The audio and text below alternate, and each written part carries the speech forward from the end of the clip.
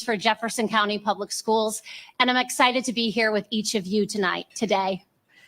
Please continue to enjoy and finish your meals as we get our program started. We want you to be able to enjoy that food and then be able to give your full attention to Dr. Pollio when he's up here speaking. As I look around this room, I see educators, elected officials, community members, parents, and dedicated supporters. And I have to believe that if you are sitting in this room right now, you believe in children and you believe in doing what is best for kids always. And that is the forefront of everything that we do at Jefferson County Public Schools. And it should be our combined mission always. First, today we must thank our sponsors because this event would not be possible without them. Our presenting sponsor for the second year in a row is Class Act Federal Credit Union. I cannot think of a time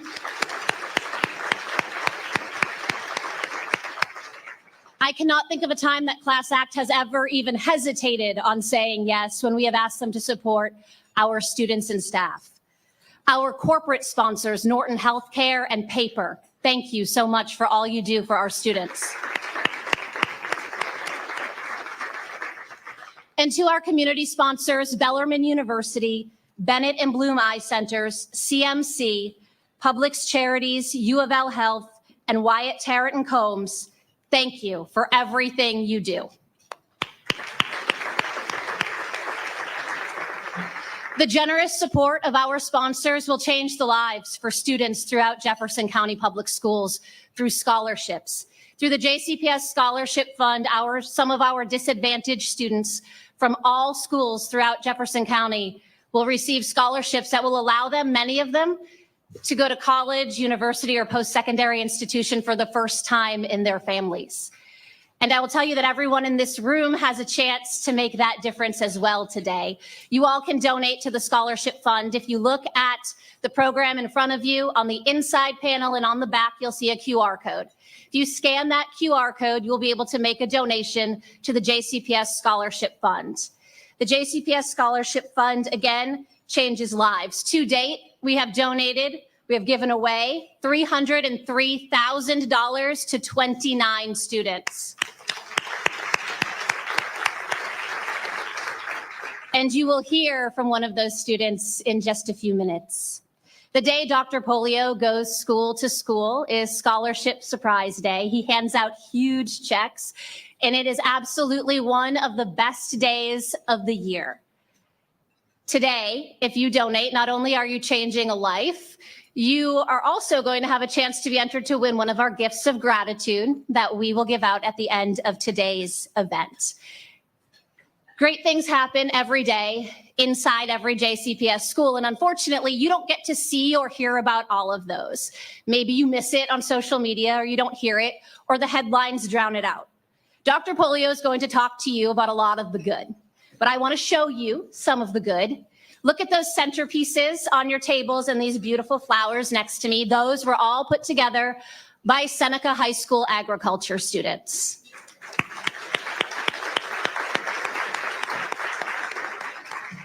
And that beautiful music you heard when you were coming in today, those are our talented Ballard High School students.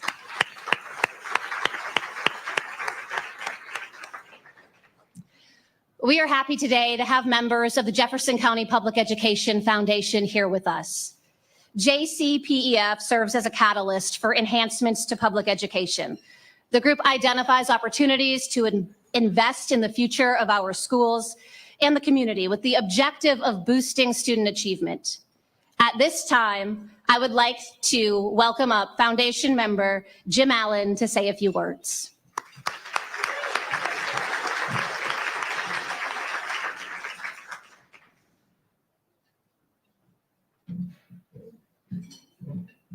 Thank you, Carolyn. And as we get ready for spring baseball practice, I'm the pinch hitter today. So I'm actually in here for Franklin Jelsma, who is the current board chair of the Jefferson County Public Education Foundation. I'm the immediate past board chair. So it's my pleasure to welcome all of you to this event. We're excited to hear from Marty and get a sense for how things are progressing within JCPS.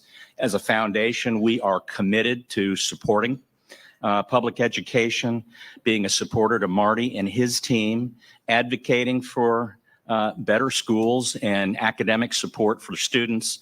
And so, again, I'd like to also take this opportunity to recognize other members of the Jefferson County Public Education Foundation Board who are here. So if you all would please stand for a round of applause.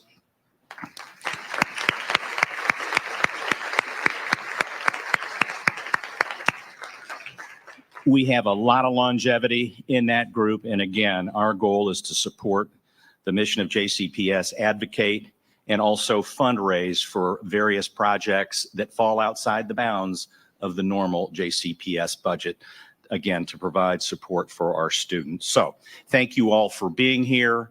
Let's wish Franklin the best as he recovers from the flu. And I'll certainly give him a great report on the turnout and what transpired today. So thank you all very much. Carolyn, thank you. Thank you, Jim. The State of the District is presented by Class Act Federal Credit Union. Class Act responded to our request again this year immediately and said, yes, we want that top spot. We are so appreciative for everything they do. Whenever we call, they respond positively. Please take 1 minute now to watch this video to learn more about Class Act's Hero of Education initiative. Has been serving educators since 1954. Over 60 years of service, we have seen how they give so much. We serve heroes more now than ever. Custodians, bus drivers, cafeteria workers, parents, and all people who dedicate their lives to our children, we see them as heroes of education. While our heroes are strong and dedicated, they need heroes too. When you become a member of Class Act, you are joining us in becoming a hero of education. Every financial product we offer is directly linked to supporting schools in the way of thousands of dollars in Heroes grants awarded directly to those who need our support the most. Heroes need your help. Visit Heroes of Education and dedicate your support to a school.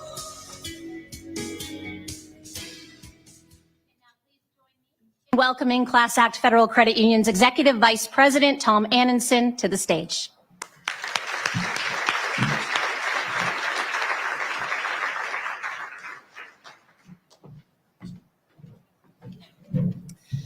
Thank you. They told me that Marty was going to go short today, so I got all the time. Awesome. All right, settle in.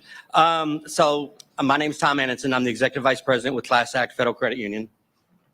And these two are not my bodyguards. I'll explain to you in a minute what they are. But we have been supporting JCPS for 70 years now. In 1954, we were started by some JCPS folks and worked out of a broom closet out of Seneca High School for many years. But everything that we do supports education in the Kentuckiana area in one way or another. Whether it's the Heroes of Education platform that we have that goes to support individual schools at $15,000, they can earn over up to $15,000 for their school to use as they want. To our in-school branches, we have two, getting ready to be three. We have a high school branch at Doss, Southern, and getting ready to be one at Jefferson High School. These fine folks right here are representatives from those that. This is Dominique Moore. She was from Doss High School, graduated in 2022, and now works for us at the credit union. So she worked through the program. Jaden Bowman. Jaden Bowman graduated from Southern in 2021 and now works for us at the main office credit union. Two superstars, I'm telling you what. And they wouldn't be here were it not for the Academies program that I know Dr. Pollio is such a big advocate of. Other things like the Louisville Teacher Residency Program, we've worked with Dr. Lingo at University of Louisville to support a diverse workplace within JCPS that go through the U of L program, the LTR program there. And so I just want to thank you for the opportunity to serve education in Kentuckiana. Lastly, I want to thank my two volunteer board members who served Class Act Federal Credit Union for decades, Elizabeth Caples and Beverly Westfall. So thank you for the opportunity.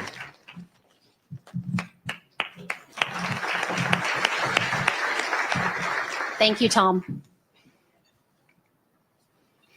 The money raised through today's event goes directly to our students through the JCPS Scholarship Fund.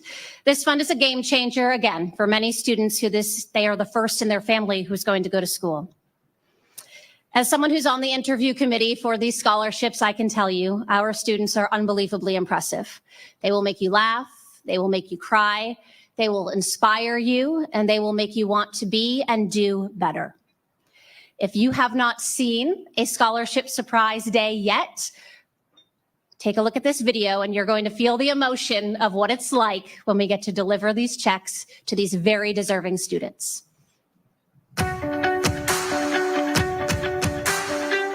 This big check to you is worth $10,500 in cash to you. With this check, this will make me more financially stable and allow me to pursue my dreams and passion of what I want to be. Getting this award is going to help me focus on school more and help me lessen the burden of having to work while studying. For a total of $10,500. Here is your check for $10,500. For $10,500. How about that? For $10,000. This fall, I plan on going to University of Kentucky with a major in food science and a minor in Spanish. And I'm proud to give you a check for $10,500.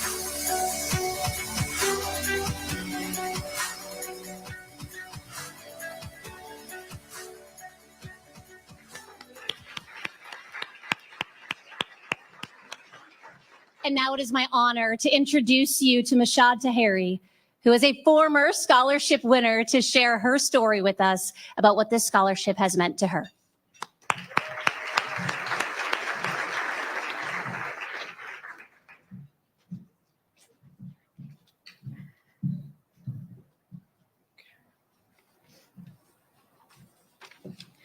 Hello, everyone. My name is Mashad, and I'm truly honored to stand before you today to talk about the impact the JCPS Employees Scholarship Fund has had on me. When I reflect on where I am today, I can't help but acknowledge the pivotal role this scholarship played in my achievements. Becoming one of the very first recipients of this prestigious scholarship back in 2019 was a defining moment for me. As an immigrant to this country and a first-generation college student, navigating the path to higher education seemed daunting at times. I remember sitting in the interview room in front of Dr. Pollio and the rest of the selection committee, sharing my story and aspirations. And for the first time, I felt a sense of validation and support. Shortly afterwards, Dr. Pollio surprised me at school with a giant check, balloons, and multiple cameras pointed my way. Their belief in my potential not only helped with tuition expenses, but more importantly, provided me with encouragement and confidence. It marked the very first scholarship I had ever received, and it opened doors for me to apply and obtain more scholarships. By the way, I just graduated college debt-free. Thank you.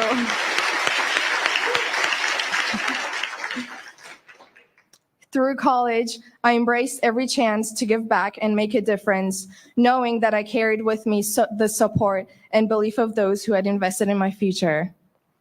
Because of this scholarship, I was able to believe in myself and founded the Middle Eastern and North African Student Association at U of L. It was because of this scholarship I found myself giving back to my community by teaching English to newcomers, volunteering at the Free Smiles Clinic as a dental assistant, and serving as a diversity student ambassador for admission. It is, thank you.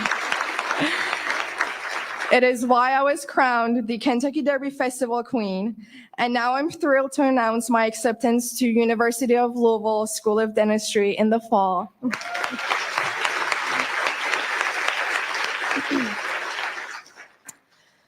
I just wanted to say that if it were not for the donors and supporters of the JCPS Employee Scholarship, I would not be able to stand here today with the achievements I've earned and the impact I've made.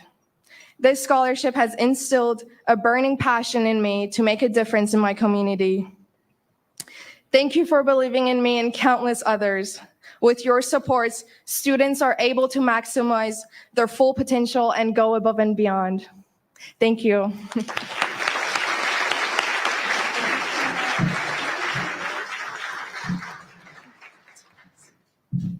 Thank you, Ms. Schad. At JCPS, we celebrate our achievements, we learn from our challenges, and we strive relentlessly towards a future where every child is thriving and succeeding.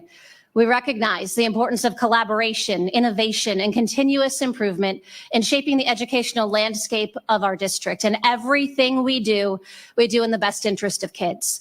But we could not do this work without the man that you've all come here to hear from today.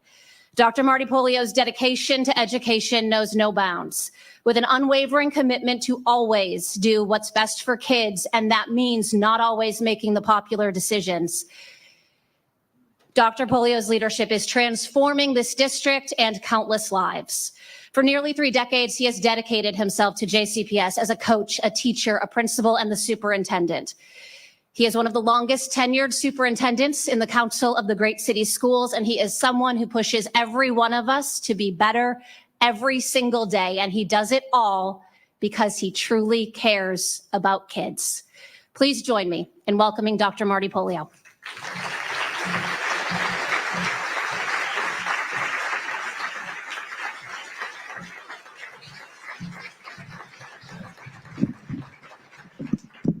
Thank you, Carolyn, and thank you for the great introduction. Round of applause for our communications team for putting together such a great event.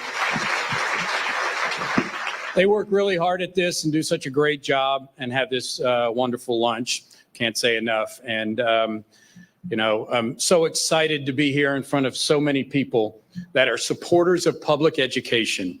And we need you more than ever right now to be a supporter of public education and be a supporter of Jefferson County Public Schools. I'm proud to represent JCPS and come to you today and bring you the State of the District Address. This is the 6th annual State of the District Address. Actually, the first one I gave in 2018 was right here in this room. So it's so exciting to be back here in front of you all today. I do want to send out some thanks. I'm going to say this. Last year, I said I was going to try to keep it under 30 minutes. Yesterday, I went back and watched my speech from last year, and I'm admitting it was about 52 minutes long. But what I did also note is by the time I got done with all the thanks, I was 20 minutes in. And so I'm going to try to be very efficient here. The communication team continues to tell me, Dr. Pollio, this is people's lunch. Like, you got to let them get back to work. And so I'm going to do my best to keep this definitely under 30 minutes. They kind of laugh at me, say, no way, but I think I can do it this year. So I'm on the clock, Carolyn. You got me? Excellent. Excellent. So a few thanks. I'm sorry if I don't recognize all of you. I am going to be a little more efficient in thanks this year and kind of do it in groups. But first of all, our students that are here, students from Ballard High School, can we give a round of applause to our students?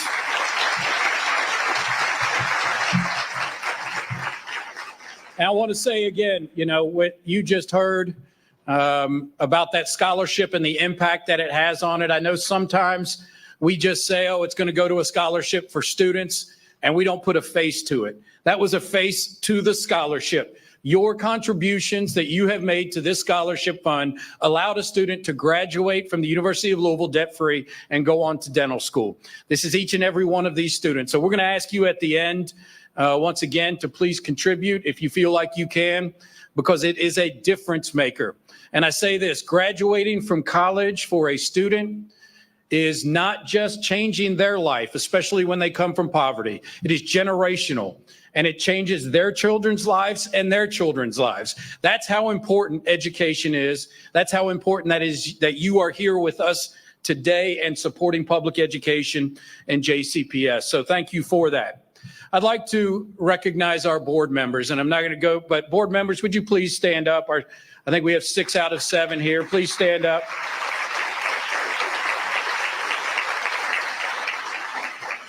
Thank you so much for your all's work. I'll say this again. I don't think people understand the work that goes into be a board member, the difficult decisions that go into it, the communications that come their way on making very, very difficult decisions. These are people that truly care about kids and are not doing this for the, whatever it is, $60 a meeting or whatever they get, and a total of a few $1,000s for the entire year.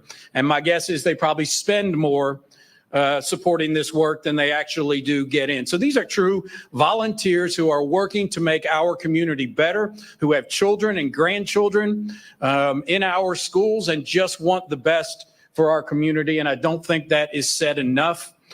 Truly appreciative. I also want to highlight the work that our board is doing around student outcome focused governance, which is spending the past year making sure that they are the most effective and efficient in the role that they do, receiving training from the Council of the Great City Schools on setting goals for student outcomes and ensuring that the board's work supports us getting to those outcomes. And that's difficult and tough work, but our board is doing that work. And so I thank you very much for all of your hard work as we continue on. Also, I'd like to let community leaders that we have here, any of our politicians that are representing, if you could please stand up. Anybody that's representative or a politician that is sacrificing to provide us, thank you very much. Specifically, I did want to thank Mayor Greenberg. Thank you for being here today. We appreciate your support of JCPS and all the work that you do. Morgan McGarvey, House of Representatives, so thankful for you as well. JCPS parent, so proud to have you here. Thank you very much for joining us, as well as everyone who sacrifices their time and effort to make those difficult decisions. I'll tell you right now, being a leader, it's the toughest time ever to be a leader, I believe, in decades in this country. It is hard. It's hard work. Very politicized, obviously under attack all the time, no matter what the decisions are made. And anyone who is stepping up to the plate to be a leader in this time, I recognize. So once again, we'll get into the State of the District address. I hope I did miss one. Thank you. I wanted to say this is a pretty important one. Anyone on the JCPS team, whether it's teacher, administrator, principal, central office, please stand up. I'd like to recognize you for your work.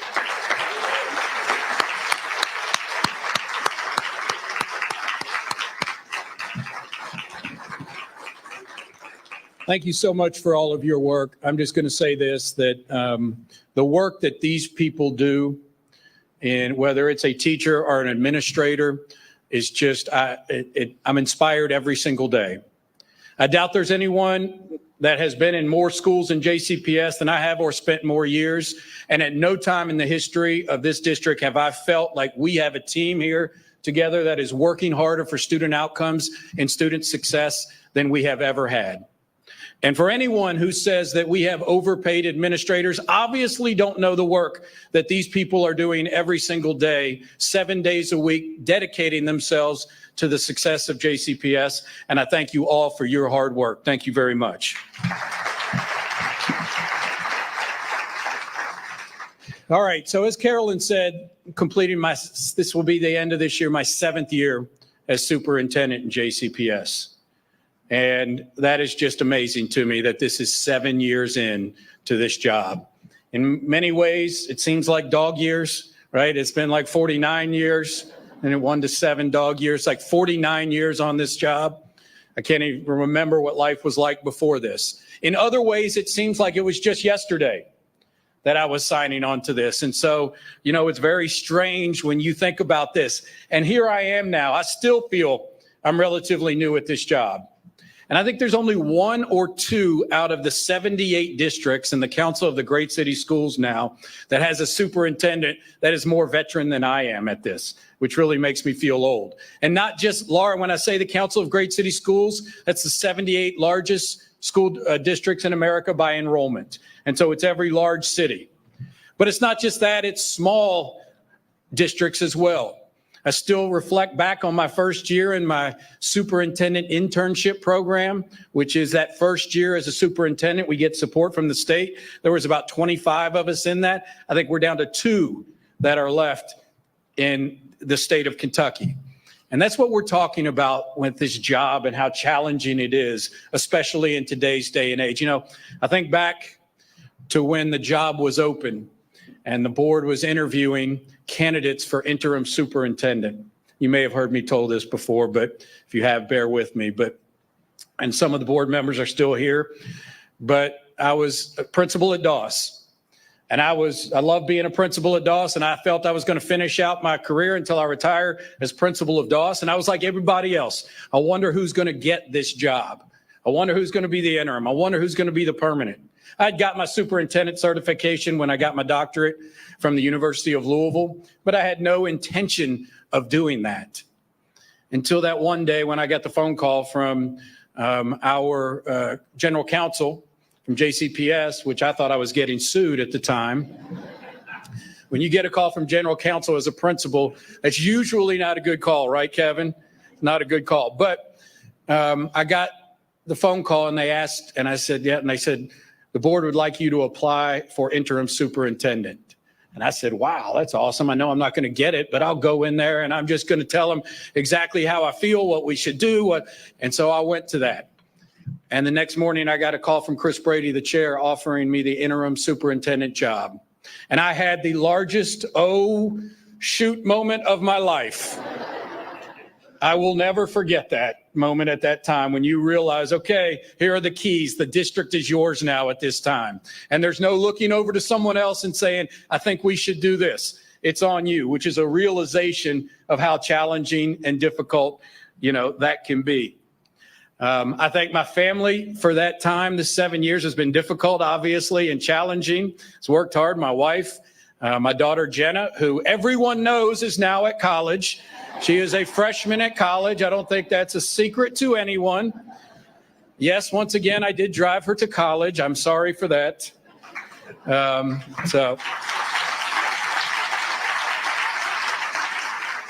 FYI, she's having a wonderful time. I was worried about grades, saw those. She's doing great, so that's all great. But, really what I want to focus on today, we can focus on several things. But as I said, my 7 years, I'm going to focus a lot on what I've learned as JCPS superintendent.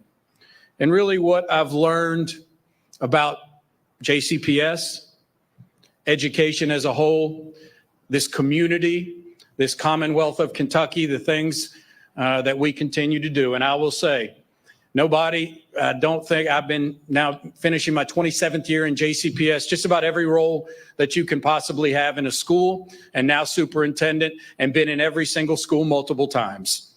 And so I'll tell you this, every time I go into a school, I'm absolutely blown away. First thing I've learned as superintendent of JCPS, once you think you've learned it all and you know it all about leadership, you're about to get punched in the mouth. And that is what happened at the start of this school year for me. I was absolutely punched in the mouth on this. But, I learned a lot from that, and obviously some of the challenges that we face. But that has been a real learning experience for me as well. If you've been to other State of the District addresses, you've heard me say some of the same themes you're going to hear today. Talk about future state. I talked about future state back in 2019.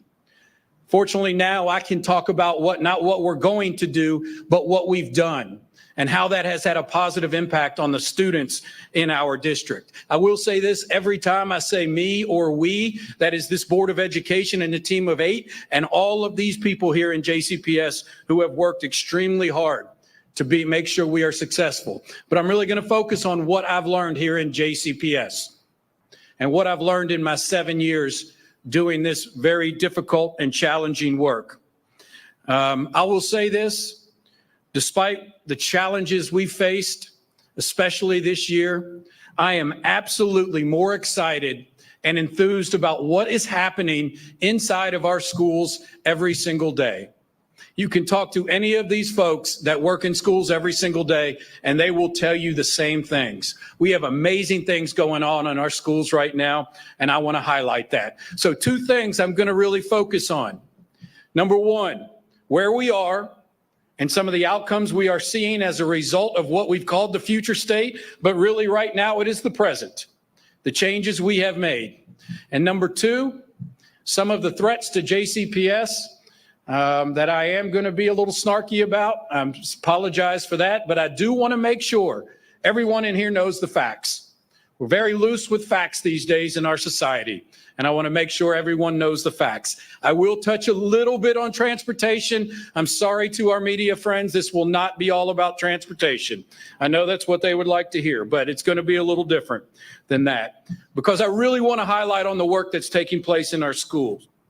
And so I think this quote from President Obama sums up the feelings that I have about success and what we need to do. And President Obama said, if you're walking down the right path and you're willing to keep walking, eventually you'll make progress.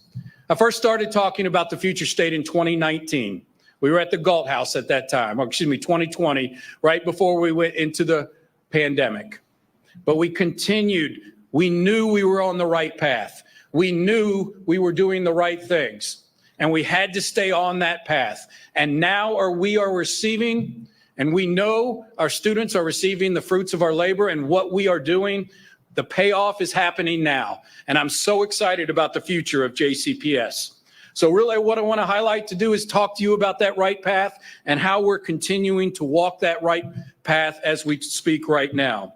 You'll see today we are on that right path and we are making progress. And the answer is to continue on the right path. We should have support from everyone in this room, from the results that we have seen, from what is happening in JCPS. And yes, we have challenges, but we should know we stay on this path and not get diverted onto other paths as a community. We will see success like we have never seen before. And so one of the first things I learned as superintendent at JCPS, we had to have fundamental change. There is no doubt about it. When I took the job as superintendent, I've said this before, we had not made major change in this district for the better part of 4 or 5 decades. We all know that's not good for a school district or any organization. That's just not going to be effective. We needed to make change. I tell this story every single year. I brought together a team in 2019. We spent days figuring out, let's talk about student outcomes. How do we get to unprecedented student outcomes? Set everything else aside. Let's first all start at the things that are in our way right now. What is the current state that is preventing us to get to where we want to go? And then what would it look like to be where we want to be? And what will those outcomes look like? That was all the way back in 2019.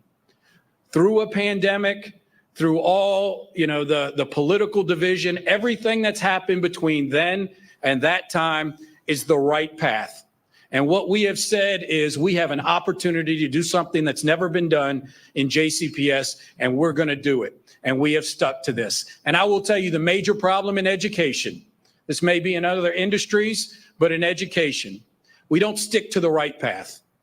We make a change. We say, let's hope that works. We expect it to have immediate results. When it doesn't have immediate results, we switch to something else.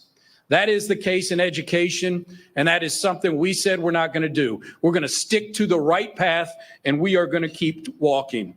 And so let's look at some of those fundamental changes we have made in JCPS and how it is paying off for kids. Because I think I would be hard-pressed to find any district in America who has made more changes, who has changed the foundation of a district like Jefferson County Public Schools has in the past 5 years. So first, let's take a look at school choice.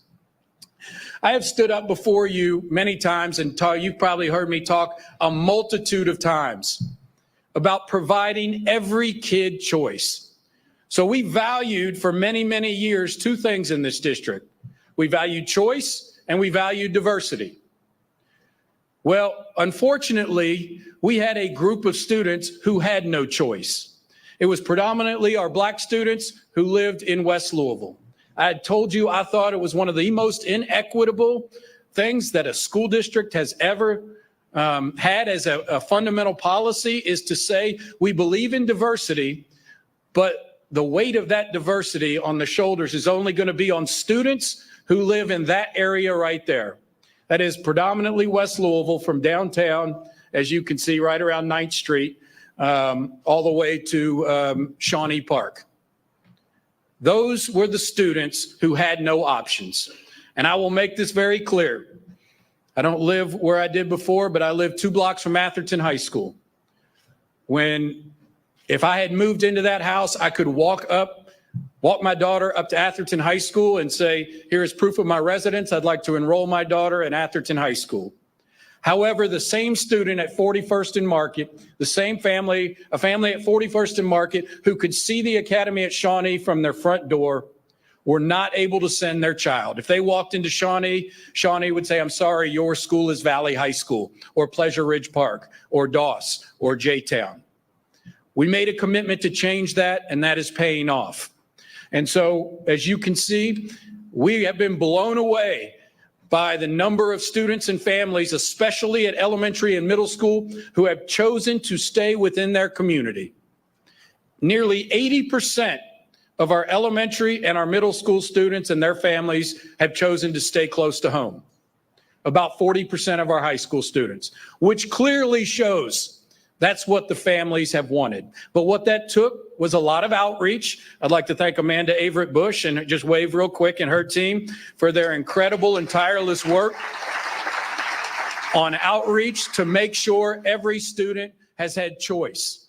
And so here is the challenge you're going to hear in buildings. The problem is we don't have enough schools in that area. Building facilities in West Louisville has been neglected for 50, 60 years. And so in order to change that, we have to invest in that area right there. I'm proud to say that our investment in West Louisville in facilities, if you take District 1 since 2017, which is that area I showed you, is more than all 6 of the others combined, because we know we must invest in West Louisville, and that unfortunately has not been done in our district in a long time. Go ahead and clap for that, Lyndon. Thank you. But we just can't go back to the way it was and say that, yes, we're going to have concentrations of poverty and potential concentration of race. I believe this. You've heard me say this a multitude of times. I continue to say it. Students who have the least amount of resources in their home need to have the most amount of resources in their school. Should be a fundamental thing in the United States of America. And every time I speak, people shake their head and say yes. However, that doesn't happen hardly anywhere.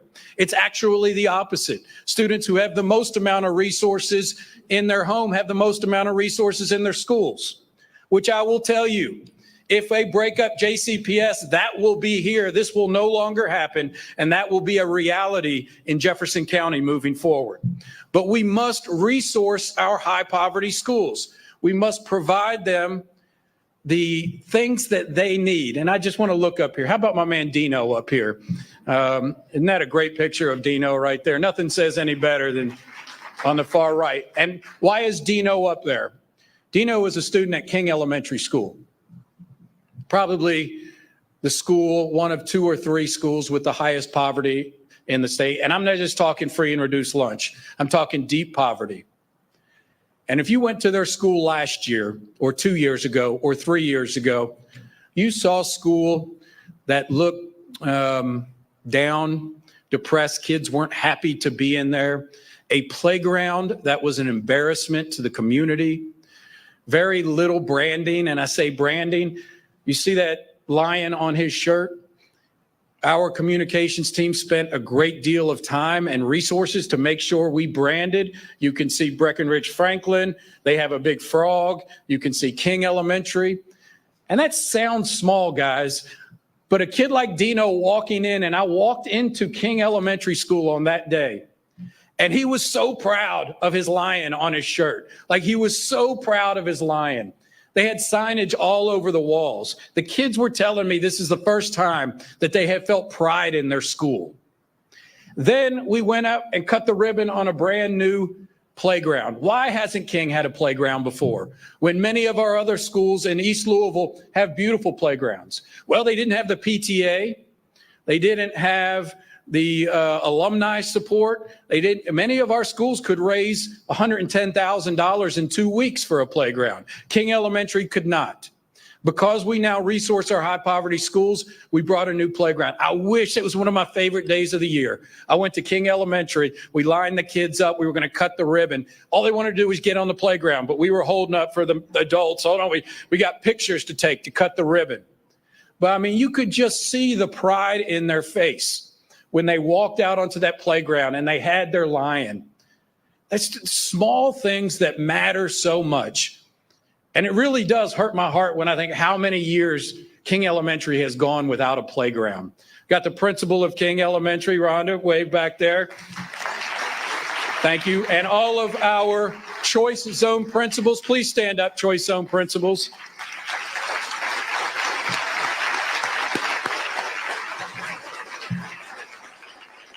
Rhonda, am I lying about the excitement around the school? Absolutely not. I mean, and it just changed. So what we did was to say, if these are going to be our highest poverty schools, we're going to make sure that they have everything they need in order to be successful. We're going to provide stipends to teachers and all of those principals, rightfully so, make an additional $10,000 this year. For the first time that I can remember, we have Maupin fully staffed, Maupin Elementary, which has been an issue for staffing for many, many years. Now, we still have work to do. There is no doubt about it. We have work to do with staffing, and you'll see that as one of our challenges. But I would say we resource our high poverty schools better than any district in America, and I am so proud of that. And that is the major lever we can pull to fight poverty in our district, is making sure we fund those students who have the least amount of resources in their home. So that has been a huge step for us. Moving on to building new schools. I can't say enough about what a new school means to kids and families. I have been lucky enough to be in brand new schools on the first day of school when kids walk in. It is something, especially if they were in their old school and you see them walk into their new school. There is nothing like the look on a kid's face when they are walking in, and I get to say, what do you think of their new school? And they just say, it's incredible, and how happy they are to be at school. And I'm going to tell you, when you go into high poverty schools, the challenge of getting kids, because of what they may face, and to get them to have an excitement and love for being at school is a challenge. When they have a facility like this beautiful facility at Perry Elementary, the first school built in West Louisville this century, you get to see looks on faces where kids say, yes, this community values us and cares about our education. And I can't say enough. I wish every one of you could have that experience of seeing a kid walk into a brand new school. I've lamented for many of the State of the District addresses how few schools that we have built in the past 20 years. Before our 4 opened up, we had only built 4. And I told you in Fayette County, they had built 12. They're 2.5 times smaller than we are.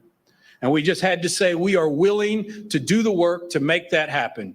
And now we will be building 20 new schools in the next decade. And it will definitely change JCPS. We are going to build a brand new middle school in West Louisville. We cannot wait to do that. We opened up the first brand new middle school this year in Hudson Middle School. First one in 92, Geronda, 92 years. We'll say 92 years in West. Imagine that. We haven't opened up a middle school in West Louisville in 92 years. Almost everyone's lifetime here. No one's seen a new middle school. We saw that. We will be announcing soon the new location of Hudson Middle School. Unfortunately, I can't say it yet, but it's coming, and I will be very excited when we do that and have a groundbreaking very soon, because it's going to be a fantastic ceremony for us. We have to keep doing that. This is investing in our kids. Next one, as you can see, focusing on increased learning time. You're going to hear about the results that we have had post-pandemic. I have said all along, when kids are behind, it's a real simple formula. There is no magic dust or beans to give to get kids to catch up. They need to be in front of a teacher more. We need to get them to school, and we need to make sure that we give them additional learning times for school. So because of this plan of the future state, we implemented our Backpack League, which supports 10,000 low-income students into summer learning programs. And the research is clear. When kids have access to summer learning, they achieve at much higher levels. It's just a clear thing. And so for us to get a 4-week summer learning program where kids come not just buried down in a desk and say, let's do more math and reading. Let's do fun stuff like these kids are doing, swimming and art and a variety of things. Meanwhile, supporting them with literacy and numeracy is a huge difference maker. And I have to highlight our partnership with Evolve 502. Marlon, I'd like to recognize where is Marlon Cole and all of Evolve 502. You would not believe how we are known nationally. Sometimes you don't know this about our community collaboration with Evolve 502 and our community partners. And so what we have are tons of kids who are going to their own places, Boys and Girls Club and a variety of churches, and that they go every single summer. But we still want to support them with transportation there, meals there, and specifically focus on literacy and numeracy, 90 minutes a day when they are doing that. So we can do that. We can partner with our community partners throughout this entire community and say, help us make sure we catch our kids up. And that's what we're doing with increased learning time. It's a very expensive proposition.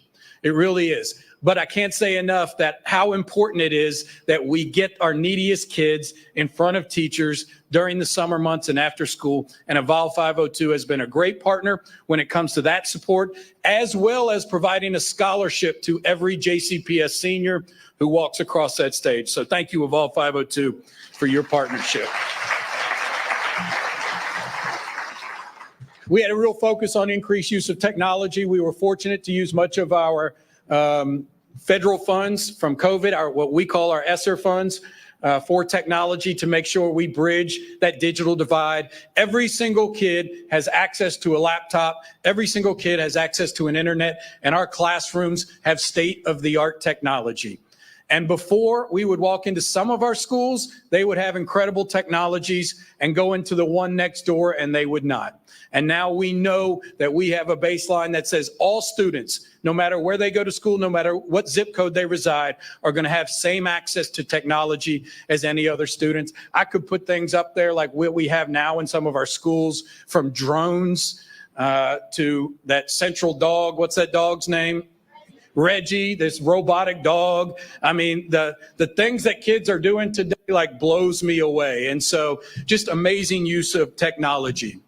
And then as we look at the final one that I really want to focus on when it comes to our future state is, I think one of the most important things we are doing right now is a focus on literacy.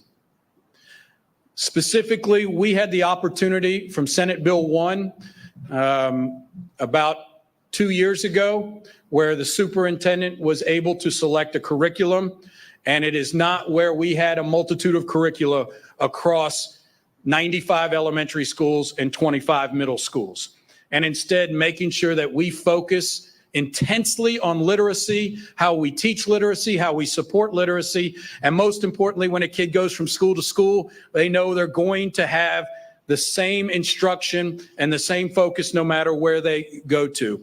And so a few things we focused on when we did this. First of all, and I can't say I'm an early, when it comes to teaching literacy at the early elementary grade levels. That has never been my expertise, but I've learned enough to be dangerous with it here over the past couple of years since we've been able to be selected. So first and foremost, we wanted to make sure we built background knowledge in kids. And so what does that mean? We hear all the time, kids can't read. Well, often they are able to read. It's having the knowledge, the background knowledge necessary to be able to read efficiently and effectively. And so if I passed out to all of you all right now an engineering manual and said, read this in the next 10 minutes and I'm going to assess you on it in 10 minutes. I wonder how effective, and there's probably some engineers in here, but the non-engineering folks, especially with the difficult terminology and vocabulary, would be able to be a proficient reader when it comes to that. And so what we had to do was to make sure we built background knowledge in our kids in many different areas so that we can then assess them on whether it was a lack of background knowledge or whether it was the ability to effectively read. And that's what we have done. We have focused on this. I show you this because one of our units in 3rd grade is about frogs. They learn background knowledge about frogs. This is a kid, they all published their book. All 3rd graders wrote a book about frogs. Then we were able to, and I know that sounds, it's a deep dive into frogs. But then our teachers are able to then assess kids and understand, do they have the comprehension knowledge necessary? Is it the skills knowledge? What do we specifically need to do to make sure that we effectively teach reading to all of our kids? And then dedicated time for skill building, that fundamentals. And so some people call it phonics, phonemic awareness. We have believed in that always, but we have never said this is the dedicated time that will happen K through 3 in every single school. And when you go in and see that now, you see those foundational skills happening with our students. And then finally, alignment across the district. I can't say it enough. I think now that we have the ability, it would be unethical for us to say one kid's being taught one way in an elementary school or a middle school, they go next door to the other school because we have such mobility in our district, and we are going to end up with a difference in how we teach reading. One of the best moments of the year, well, first of all, I was in 4 different first grade school, or 4 different schools, 7 first grade classrooms. Went in each class, 6 out of the 7. I could have picked the kid up and put him in another classroom, and they would have been working on the same thing. We had a young man walk into another elementary school, 2nd grade, and he walked in the class. It was his first day, and the teacher said, let's welcome him to the class. And he said, oh, you all are reading that book? I'm almost done with it. And like that, to me, was the moment I said we're doing the right things. This change in the way we teach literacy and focus on literacy will be and is going to be a difference maker, especially with our kindergarten kids as they become 3rd graders and we test them. I feel very positive about our focus on literacy. I'd like to recognize Dr. Tara Greenwell and her team. I know they're scattered around here, for their hard work in making sure that we trained 4,000 teachers this summer when it came to teaching literacy. Math is next. We already have about half our elementary schools. That's this summer. We'll have to train 6,000 more this summer. What a lift that is, but an amazing job by her and her team. Thank you very much for all of your hard work. As I've always said, guys, I've learned, and I know this, engaging students is the most important thing. If students aren't engaged, they're not going to be successful. I highlight this every year, but I have to say, like, the work of the Academies of Louisville gets better every single year. I was a believer from the very beginning. I was on the ground floor when we started the work at Doss. But I mean, we are seeing kids do amazing. You saw 2 Class Act kids standing up here who went through the program either at Doss or Southern, who are now working in Class Act. And so when I hear people say, bring back career and technical education, we are doing that. Career and technical education is what we are doing in each and every one of our 15 high schools that are, it could be welding, it could be IT, it could be finance. But we are seeing amazing work from our Academies of Louisville. And I'd like to recognize our schools team, Robert Moore and the high school team, for their hard work with the Academies of Louisville.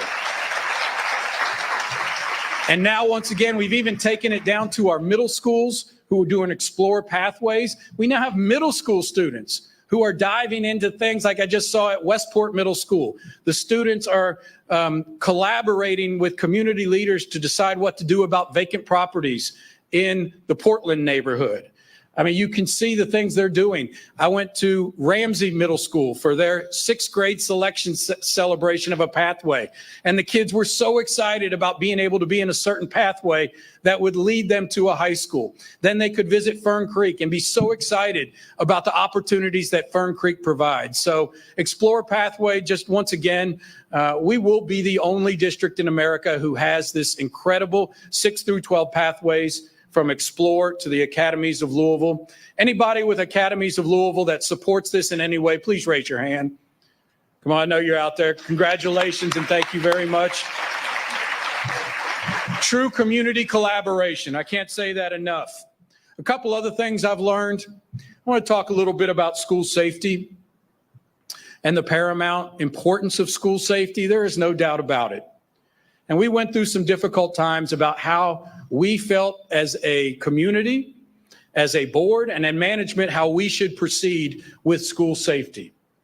And I will say, in the end, I believe this, we got it right. We have placed a safety administrator in every middle and high school whose job it is to make sure that they spend their entire day working on safety of students, and they are an administrator. And then at the same time, we have SSOs in our school that are hired by JCPS. We will have over 30 of those by the end of this year. And just the incredible work to make sure that these are educators too. Our police officers are educators too, and they must be trained to be educators. And they support education, as you can see right there. And what a wonderful group of people who have had a major impact. So we've added these to our school communities. We've added, as you know, weapons detections for middle and high school. But most importantly, we are providing the support that people need. I'd like to recognize Katie DeFerrari for your incredible work on this, and Todd Kessinger, our new chief of police. So thank you very much for your hard work. We're going to continue with this. I'm going to tell you this, one of my major frustrations, and I could save it for the political part of this speech, but is around school discipline. We hear that all the time. You want to know what my greatest frustration is? I get accused from some government entities and politicians that we under-discipline. And then I get investigated by a lot of other organizations, political organizations, the federal government, for over-disciplining kids. And I often wonder what world we live in when at the same time, it's my life, I can be accused of under-disciplining and over-disciplining at the same time. But that is the world we live in right now. Maybe that means I'm getting it right. I don't know. But that is the challenge we face. And it is a very, very difficult challenge as we move forward to make sure we support kids with the needs that they have. But at the same time, we make sure to have high expectations for kids in our schools and on our buses. Another thing I've learned that is just so immense right now. I've learned the growth of multilingual learners in our community right now. And I want to say this. I believe multilingual learners bring to us, to the fabric of our schools and our district, just, an unbelievable culture addition to our schools and our district. So we welcome our multilingual learners with open arms. But clearly, that comes with many, many challenges. It really does. And so when we look now, our 19,000 English language learners. When I started in this job as superintendent, it was 10 or 11. We've had an increase of about 1,000 in the past 2 months. You can see clearly the percentage of multilingual learners enrolled in JCPS from 07 all the way to 23, 24, and that last bar would be higher right now if it were updated. But you can see closing in on 20%, 1 out of every 5 students in JCPS are multilingual learners. They clearly bring to us something additional to our schools that our principals and our district love. But they also need additional supports. Did you know in the accountability system, our multilingual learners are counted twice? There is a score for how you do with multilingual learners, and then also included in proficiency. These are students who come from a variety of backgrounds, who come from a variety of nations, who may support with quality education before they come, and most of them come with very little English language acquisition at all.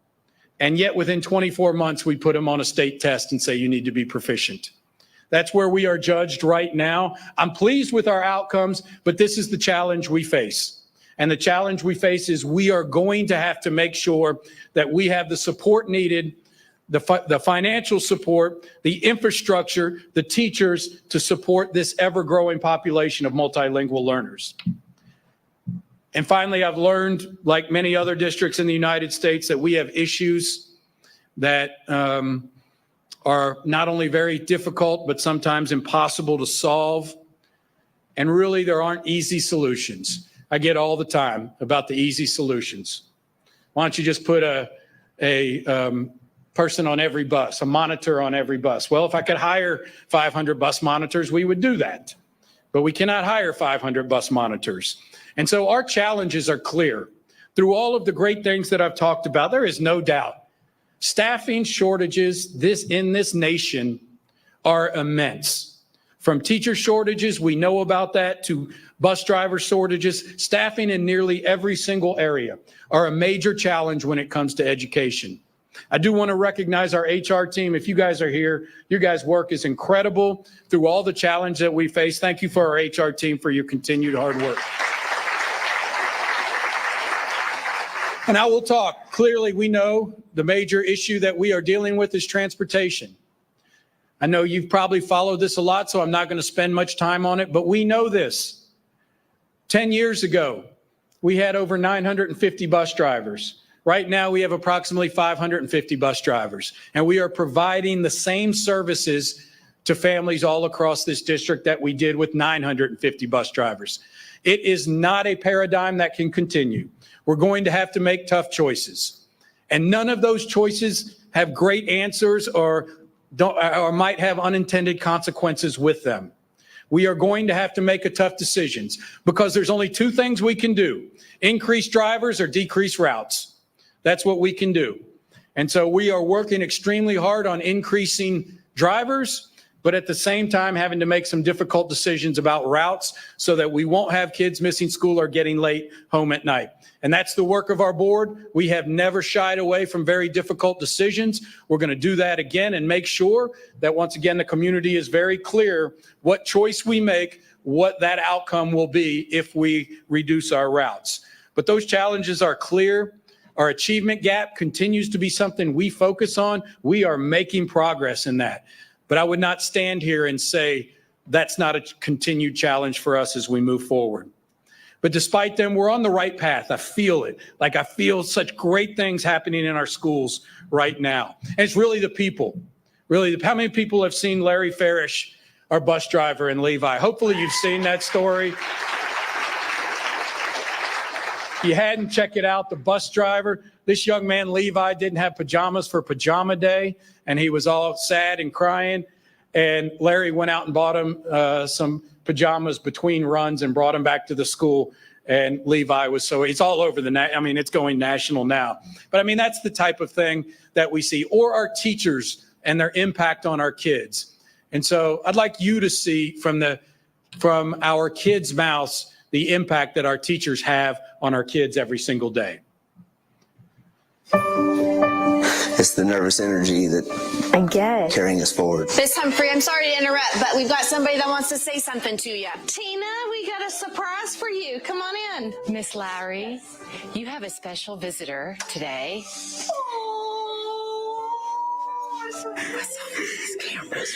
Well, I got like a little letter that I was going to read to you, if that's okay. And try not to cry.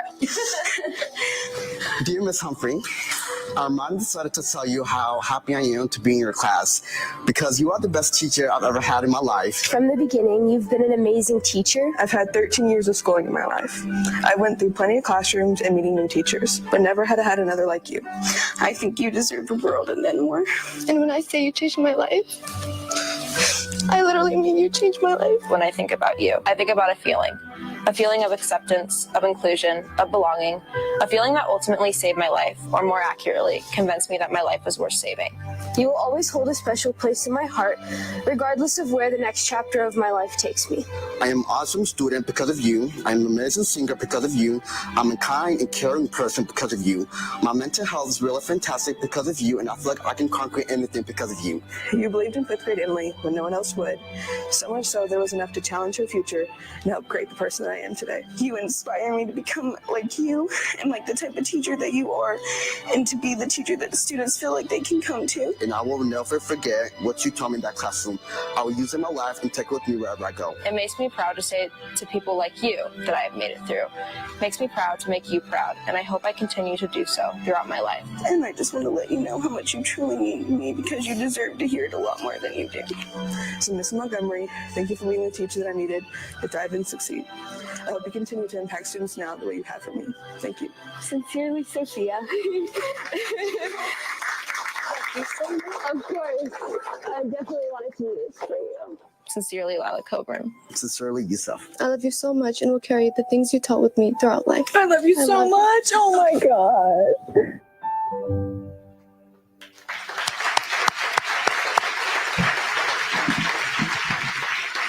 It's every school, guys. Every school, teachers like that everywhere, bus drivers like that everywhere. Just amazing group of people. I want to recognize our teachers for their incredible work. I know we have some over here. Thank you so much for your hard work and everything you do. Teaching's really hard. It is really, really hard. And they come every single day and the great thing about it, and you don't realize this till maybe later, you get to change the trajectory of a student's life. Every single day you get that opportunity. So thank you. Now bear with me here for a couple more minutes, because one of the other things I've learned, and this is, forgive me, this is kind of my snarky part of my speech. So everything was good. This is a little bit of the snarky part of my speech. But the other thing I've learned is kind of facts are optional at some time. And the narrative around JCPS, although very similar in many ways to many other districts across this state and nation, somehow seem to get cloudy, especially when it gets to Frankfort. And so I think it's important that we identify some of the things that are misconceptions. I hope you will become champions about this, so when people say this, you say, no, that's not true.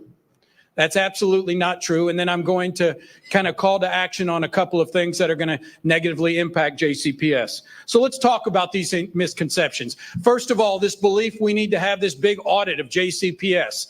Let's get into JCPS. And here's a list of our audits, guys, since I have been superintendent of JCPS.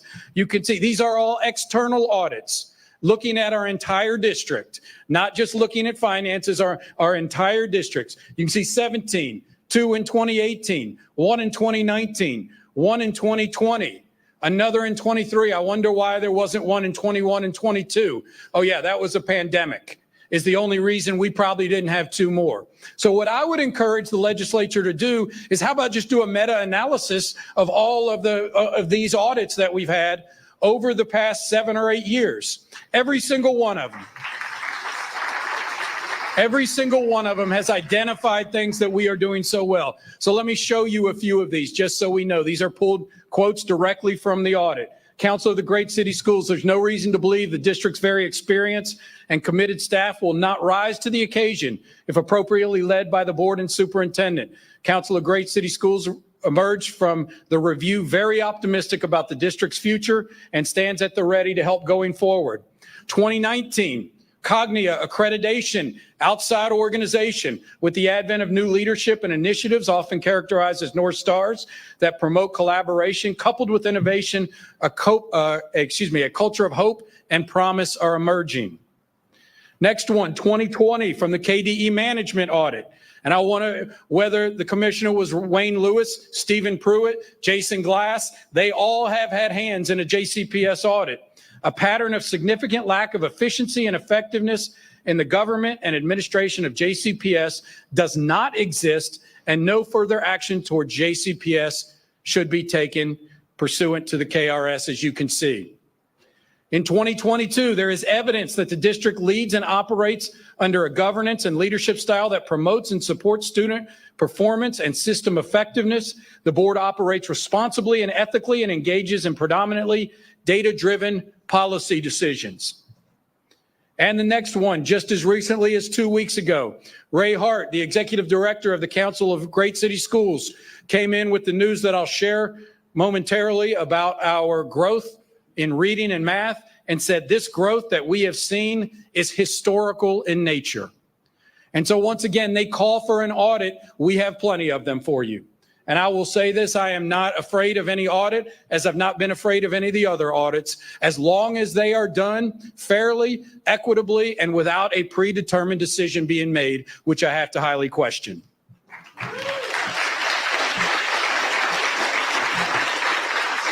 Let's talk about our total budget. How many times do you hear this? JCPS has a $2 billion budget. How can they have $2 billion budget? It's greater than Metro Council's budget. Everybody heard that one? All right, let's look at the second largest district in the Commonwealth of Kentucky. Their budget is $867 million, and they are 2.5, right at about times smaller than we are. I'm not going to do the math for you. I think everybody could get their calculators out and multiply 867 times by 2.5, and you will see a number that is actually larger. You will also know that that budget is bigger than the Metro Council of Lexington, Kentucky. And these are not the only districts. I just pulled this out. And that's nothing against Fayette County. They deserve and should have that budget for the kids that they serve, just as we should. But I hope we can see our budget is not out of line with any other districts in the Commonwealth of Kentucky. And that is fact that we should see right there. The next one, we have this huge central office. This enormous central office with all these people making six figures. I don't know when we just get past the $100,000 mark, because 15 years ago, $100,000 was like 75 right now. But let's look at the facts. This is straight from the Kentucky Department of Education. This is per pupil spending for central office administration. We are the lowest in the Commonwealth of Kentucky. That's a narrative that no one wants to hear and wants to say. Those are the facts right there. I did not make up those figures. That comes straight from the Kentucky Department of Education's website per student spending on central office administration. So I don't know how we've gotten away from that from so many years, but those are the facts. How about the next one? Per pupil spending. I hear this all the time. You spend $20,000 per student. How can you not be successful? Well, the reality is for most students, regular ed, we are spending $7,000 to $10,000 per student. But what we do have are a fantastic array of schools who meet the needs of our kids. The one that facing you is on the left. That's Churchill Park School. If you ever want to feel good about what we are doing, spend a few days or just a few hours in Churchill Park. It is our kids with our most severe needs, and it's one adult per child, all the services we could possibly provide them, including a therapeutic pool. It's about $105,000 per student. Also, multilingual learners, special ed students that other institutions do not have to support, we have to support. And I'm proud to say that we do that better than anyone else. But it is not the right narrative to just say it's $20,000 a student without making sure we understand the students and the population that we support in JCPS. Moving on. Well, I thought I had one more. So, but what I wanted to say were these are the narratives that you hear across this state and this community that are just not true. And I'm going to make a call to action. There are two things that I think are going to be the most damaging to this community in many, many years. I spoke yesterday about legislation around anti-DEI. For me, it's not about DEI, it's about student outcomes. If we have an achievement gap, we have to make sure we address the students who are not achieving at the levels we want them to achieve. And what that is going to require is increased investment, increased training of our teachers. I could go on and on.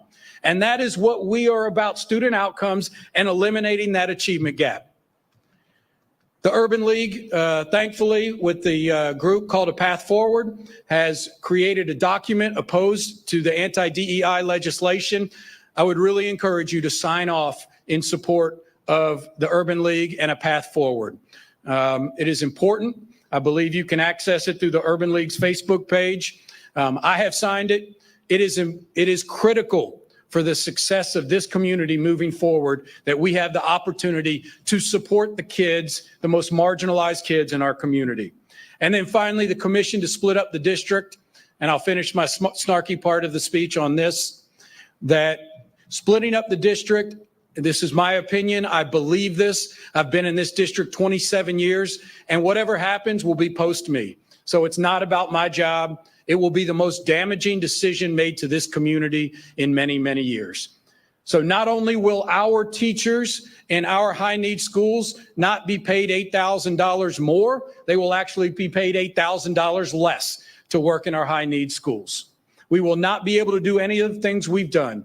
Clearly, we are on the right path. We are walking that right path. Splitting up the district is not the answer. I would challenge the legislators this. If that is what you want, and to have a commission to study JCPS, make sure it's well represented from the people that will have the impact of this decision. which right now, according to legislation, it would not have. No one from JCPS is on there to dispute any of the facts. No one from the communities most marginalized from this decision are on this committee. And so if not well represented by the people in this room and the people in this community, I'm not sure it can be a fair, I know it can't be a fair commission. And so thank you for putting up with my snarky part. So now back to the positive, and I'm going to finish up. Finally, the outcomes, which are the most important thing. We have positive outcomes now at every single level, elementary, middle, and high school. Of course, it's not going to be talked about a great deal. I just told you about researchers from Harvard and Stanford found that our math and reading recovery was higher than the average in Kentucky. That was among the best in the nation of large school districts. That Black students, although we still have a ways to go to recover that achievement gap, have recovered. And this is when we're talking above one grade level. And that's why Ray Hart said how impactful this was. And as you can see, the Black students had almost a half grade level equivalent improvement in reading. Hispanic students had a third of a grade level equivalent improvement in math. That's above 1 year. So 1 year and a half in 1 year. The only reason those happened is because of the intentional decisions we have made around our future state. And I can't say that enough. Then when it comes to high school, our outcomes, our improved reading proficiency, at elementary and middle was off the charts this year. Now we got a long way to go. We are changing the way we're teaching reading, our lens around, as I said, literacy, and this will be a long-term project for us to make sure kids are reading where they need to be, but we are already seeing outcomes that are bringing that reading proficiency up. And then when it comes to high school, we have record graduation rate, post-secondary readiness. We've actually eliminated the achievement gap when it comes to post-secondary readiness and the graduation rate, which is just absolutely immense. Thank you for that hard work. So just unbelievable outcomes are just beginning. We are on the right path. I can tell you this is JCPS by the numbers. These are just numbers that are up there, but every single one of these represents a kid in need. I said this last year, I'll say it again. When I started as a principal in 2007, we had free and reduce of 55%. We now have 70% free and reduce in this district. About 15,000 more kids living in poverty than they just did 15 years ago. We've got a lot of work to do. There is no doubt about it. But we are going to work hard to represent every single one of these students. Anything that takes away support and funding from these students, I can assure you that I'm going to stand up and fight against, and I would ask you to do the same thing. And I would go back to finally the first quote that we started with, which was President Obama's quote, "If you're walking down the right path and you're willing to keep walking, eventually you'll make progress." I've learned that. We keep down that path over this 7 years. We're making progress. We're doing it right now. And so I say this, thank you to you all for wrapping your arms around, supporting JCPS, all that you do. But I know the future is very bright for the students here at JCPS. Thank you.